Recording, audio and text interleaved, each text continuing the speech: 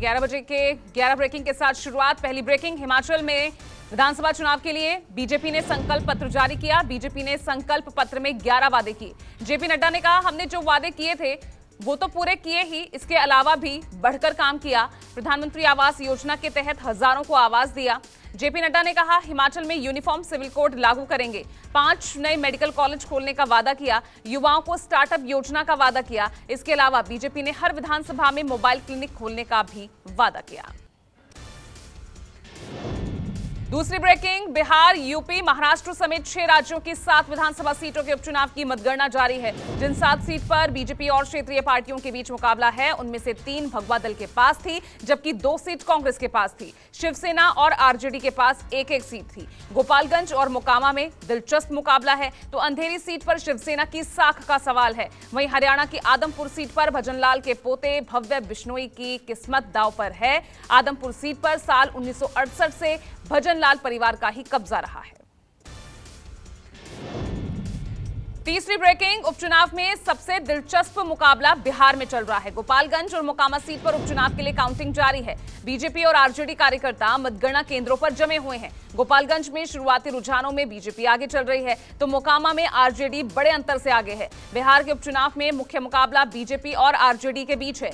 Mokama seat पर इससे पहले आरजेडी का कब्जा था, जबकि गोपालगंज सीट बीजेपी के पास थी। मोकामा में बाहुबलियों की पत्नी के बीच मुकाबला है।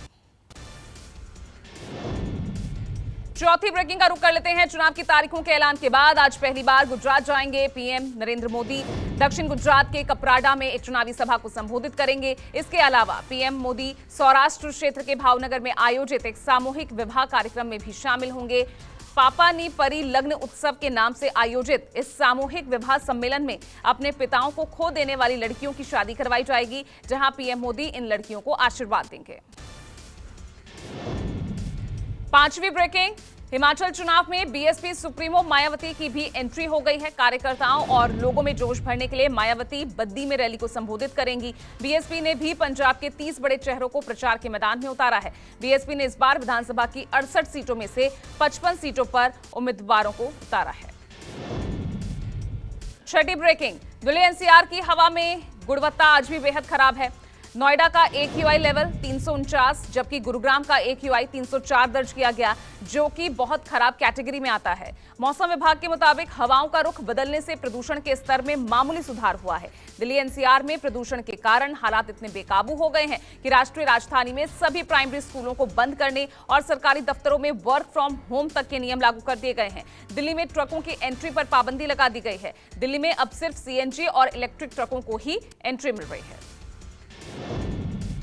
सातवीं ब्रेकिंग, मध्य प्रदेश में श्योपुर के कूनो नेशनल पार्क में नामीबिया से लाए गए 8 चीते बड़े बाड़े में छोड़ने की कवायद अब शुरू की गई है।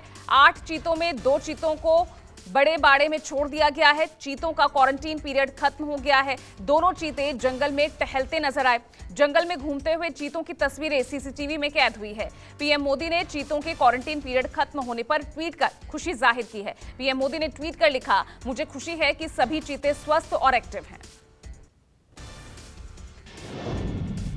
8वीं ब्रेकिंग का रुख कर लेते हैं। सीबीआई की टीम ने आसनसोल जेल में टीएमसी विधायक अनुव्रत मंडल से पूछताछ की। वहीं अब ईडी टीएमसी एमएलए की पत्नी से भी पूछताछ करेगी। ईडी ने विधायक की पत्नी को दिल्ली बुलाया है। अनुव्रत मंडल ने 1 करोड़ की लॉटरी जीतने का दावा किया था। लॉटरी दुकान से टिकट खरीदने की बात भी कही थी, लेकिन दुकानदार ने अनुव्रत के दावों से इनकार किया है और अब इसी मामले में सीबीआई और ईडी जांच कर रही है। 9वीं ब्रेकिंग, रोहित शर्मा की कप्तानी में भारतीय क्रिकेट टीम का प्रदर्शन T20 वर्ल्ड कप में अब तक अच्छा रहा। टीम इंडिया सेमीफाइनल में पहुंच चुकी है। भारत का आखिरी ग्रुप मैच जिम्बाब्वे के खिलाफ आज मेलबर्न में खेला जाएगा। 10वीं ब्रेकिंग, रूस में बड़ा हादसा हुआ है। मॉस्को से 250 किलोमीटर दूर कोस्ट्रोमा शहर में एक कैफे में आग लगी। आग में झुलसकर 15 लोगों की मौत हो गई है। बताया जा रहा है कि कैफे में 2 गुटों में विवाद के बाद ताबड़तोड़ गोलियां चली, जिसके बाद फ्लेयर गन की वजह से आग लग गई। आग इतनी भीषण थी कि चीख पुकार मच गई। बचावकर्ताओं ने 250 लोगों को बाहर निकाला। और 11वीं ब्रेकिंग, सोमालिया की राजधानी मोगादिशु में एक सैन्य अड्डे पर आत्मघाती हमला हुआ है। आतंकी हमले में 15 लोगों की मौत हो गई है, कई लोग घायल हैं। अलकायदा से जुड़े एक चरमपंथी समूह अल शबाब ने आत्मघाती हमले की जिम्मेदारी ली है। पिछले हफ्ते मोगादिशु में ही एक कार विस्फोट में 100 से ज्यादा लोग मारे गए थे।